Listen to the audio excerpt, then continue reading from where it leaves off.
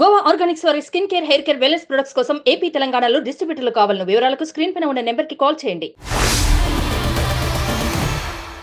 Mudragada సవాల్పై social మీడియాలో అయితే ఒక చర్చ అయితే కాకరేపుతుందని మనం చెప్పుకోవచ్చు. పవన్ గెలిస్తే పేరు మార్చుకుంటానని ముద్రగడ ముందే చెప్పడం జరిగింది. తన పేరును పద్మనాభరెడ్డిగా కూడా మారుస్తానని ఆయన వెల్లడించారు పోలింగ్ కి ముందే. ముద్రగడ కొత్త నామకరణానికి రెడీ అవ్వాలని కూడా ట్రోలింగ్స్ చేస్తున్నారు ఫ్యాన్స్. ఇటు సోషల్ మీడియాలో అయితే ఆహ్వాన పత్రిక వైరల్ అవుతున్న పరిస్థితి కనిపిస్తుంది. జూన్ 4న నూతన నామకరణ మహోత్సవం అంటూ కూడా కౌంటర్ ఇస్తున్నారు జన సైనికులు. ఇక ఇదే అంశానికి సంబంధించి దీని మీద అనాలిసిస్ చేయడానికి జర్నలిస్ట్ తిరుమల నాతో పాటు రెడీగా ఉన్నారు. తిరుమలతో మాట్లాడదాం. తిరుమల, అంటే నూతన నామకరణ మహోత్సవానికి అయితే కూడా ఆహ్వాన పత్రిక ఒకటి సోషల్ మీడియాలో చర్చ జరుగుతుంది. ఈ ఈ ఆహ్వాన పత్రికను మనం ఏ విధంగా చూడాలంటారు? యాక్చువల్‌గా ఇదైతే ఖచ్చితంగా సోషల్ మీడియాలో పవన్ కళ్యాణ్ ఫ్యాన్స్ కావచ్చు, లేకపోతే కూటమి తరఫున ఉన్న కార్యకర్తలు కావచ్చు, కూటమికి మద్దతుదారులు కావచ్చు, వాళ్ళు చేస్తున్న ట్రోలింగ్ అది చాలా స్పష్టంగా అర్థమవుతుంది. అందులో బోలెడన్ని తప్పులు కూడా కనిపిస్తున్నాయి. నూతన నామకరణ మహోత్సవం అని చెప్పి నాకు నా ఒత్తు లేదు, కొమ్ము లేదు అంటే నేను వ్యతిరేకిస్తున్నాను కాదు కానీ, కాపు సోదర సోదరి వాళ్ళందరికీ ప్రత్యేక ఆహ్వానం అని చెప్తూ ముద్రగడ బొమ్మ పెట్టేశారు. మంగళవారం జూన్ 4వ తేదీ 2024 సాయంత్రం 6 గంటల నుండి కిర్లంపూడిలో నామకరణ మహోత్సవం, తూర్పుగోదావరి జిల్లా అని చెప్పేసి. ఎందుకంటే ముద్రగడ ఎన్నికలకు ముందు ఆయన విసిరిన సవాల్ ఆ స్థాయిలో ఉంది. పవన్ కళ్యాణ్ చాలా సీరియస్గా తీసుకున్నారు. పిఠాపురంలో పవన్ కళ్యాణ్ గెలుపుని ఎవరు ఆపలేరని చెప్పేసి కూటమి బలంగా నమ్ముతోంది. ఇటు కాపు సామాజిక వర్గం నుంచి కూడా పవన్ కళ్యాణ్ గెలుపు కోసం చాలా మంది పనిచేసినట్టుగా తెలుస్తుంది.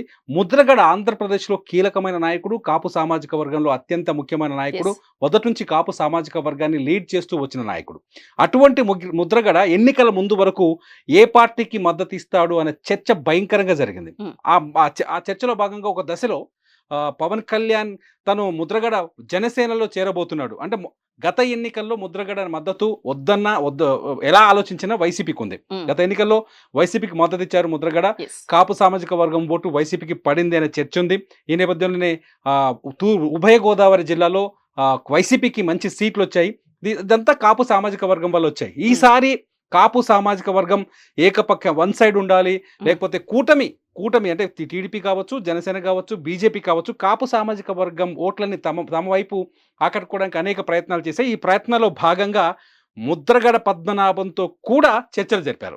ముద్రగడ పద్మనాభాన్ని జనసేనలోకి ఆహ్వానించే ప్రయత్నం చేశారు. జనసేన నాయకులు ఒక రోజు వెళ్ళి ముద్రగడ పద్మనాభం ఇంటికి వెళ్ళి ఆయనతో చర్చించారు. గతంలో మిథున్ రెడ్డి ఎవరైతే తూర్పు పశ్చిమ గోదావరి జిల్లాల ఇన్ఛార్జిగా ఉన్నారో వైసీపీ నుంచి, మిథున్ రెడ్డి వెళ్ళి ముద్రగడని వైసీపీలోకి ఆహ్వానించారు. ఆ సమయంలో పిఠాపురం టికెట్ ముద్రగడ కొడుకు ఇస్తారని చెప్పేసి చర్చ జరిగింది. తను ఎన్నికల్లో ఖర్చు చేయలేను, తన ఎన్నికలు కూడా భరించాల్సిన బాధ్యత కూడా వైసీపీ పార్టీ బాధ్యత తీసుకోవాలని చెప్పేసి చెప్పడం జరిగింది.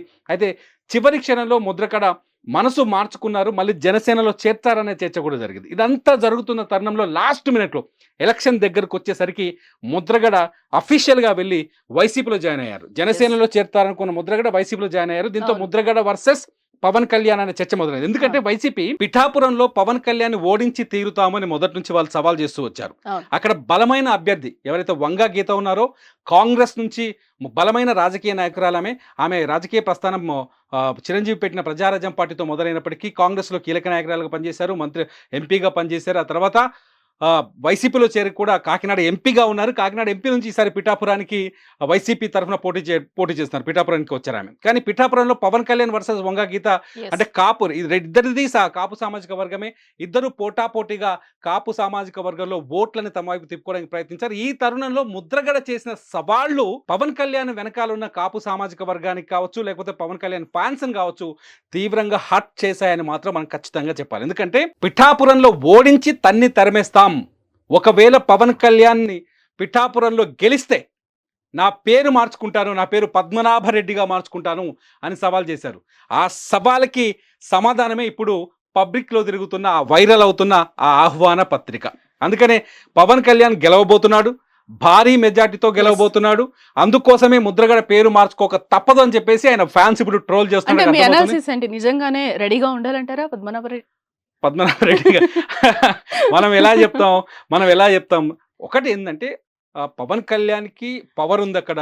పవన్ కళ్యాణ్ పవర్ కనిపిస్తోంది. పవన్ కళ్యాణ్‌కి అనుకూల వాతావరణం కనిపిస్తోంది. అలానే వంగా గీత ఓడిపోతుందని కూడా మనం చెప్పలేం. ఎందుకంటే వైసీపీ ఇప్పటివరకు ఆంధ్రప్రదేశ్‌ని ఏలిన పార్టీ. ఆంధ్రప్రదేశ్‌లో బలమైన రాజకీయ శక్తిగా ఉన్న పార్టీ. జగన్మోహన్ రెడ్డికి బలమైన ఫ్యాన్స్ ఉన్నారు.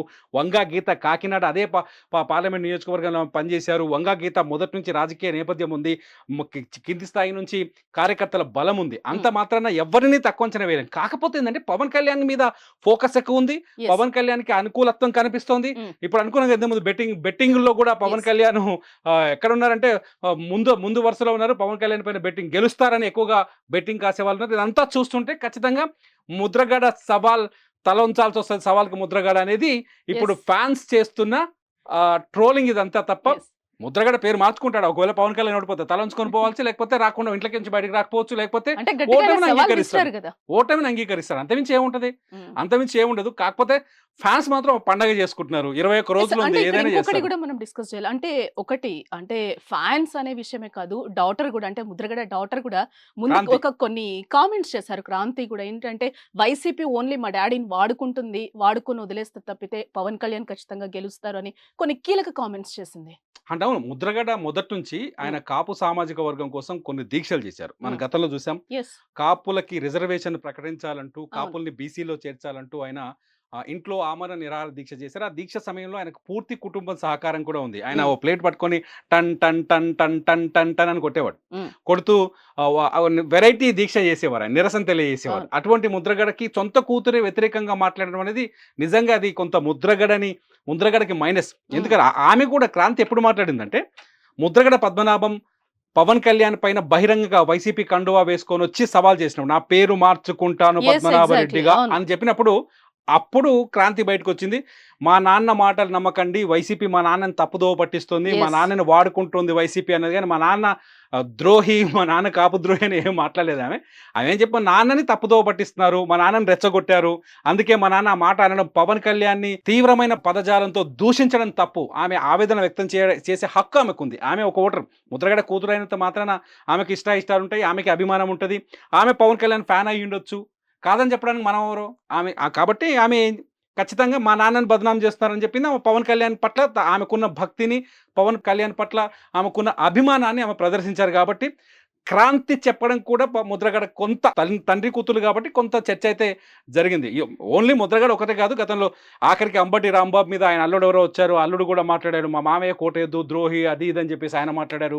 ఇట్లా ఎందుకు వైఎస్ జగన్మోహన్ రెడ్డికి వ్యతిరేకంగా విజయమ్మనే మాట్లాడింది. షర్మిలమ్మకి ఓటేయండి, కడపలో పోటీ చేస్తుంది, Exactly. అలా అని జగన్ ఓడించండి నేను చెప్పలేదు. ఆమె షర్మిలమ్మ కోట ఏంటని మాట్లాడేది. నిజంగానే వైఎస్ కుటుంబంలో చాలా స్పష్టంగా కనిపిస్తున్న వివాదాలు. జగన్మోహన్ రెడ్డి వర్సెస్ షర్మిల రాజకీయం నడుస్తుంది ఆంధ్రప్రదేశ్లో. విజయం ఎటువైపు అని పొలిటికల్గా తీవ్రమైన చర్చ జరిగింది.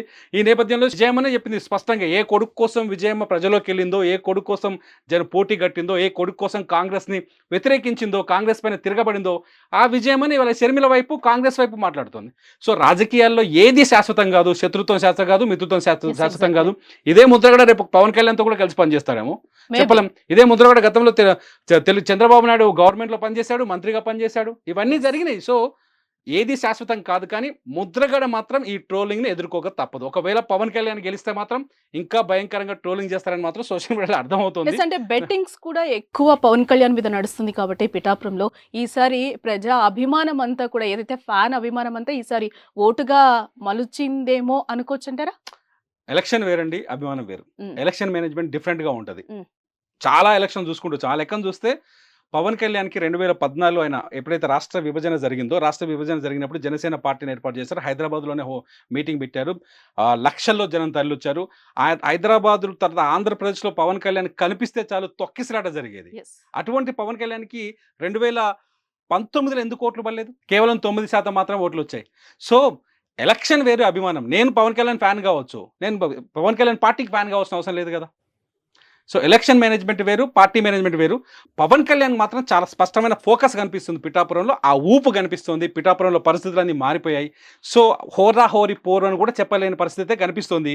కానీ రిజల్ట్ వచ్చే వరకు దాన్ని డిక్లేర్ చేసే అధికారం లేదు, ఆ పరిస్థితి మనకు లేదు. ఎస్ అది. రైట్ తిరుమల చూద్దాం. ఆహ్వాన పత్రిక ట్రోల్ అవుతుంది ఆయన ఇది నిజంగా. తప్పదు ముద్రగడకి. ఎస్ ఏమో మేబీ చూడాలి. ఎస్ రిజల్ట్స్ వచ్చే వరకు చూడాల్సిందే. State to Suman TV. Suman టీవీలో మీ పర్సనల్ అండ్ బిజినెస్ ప్రమోషన్స్ కోసం కింది నెంబర్కి కాంటాక్ట్ చేయండి.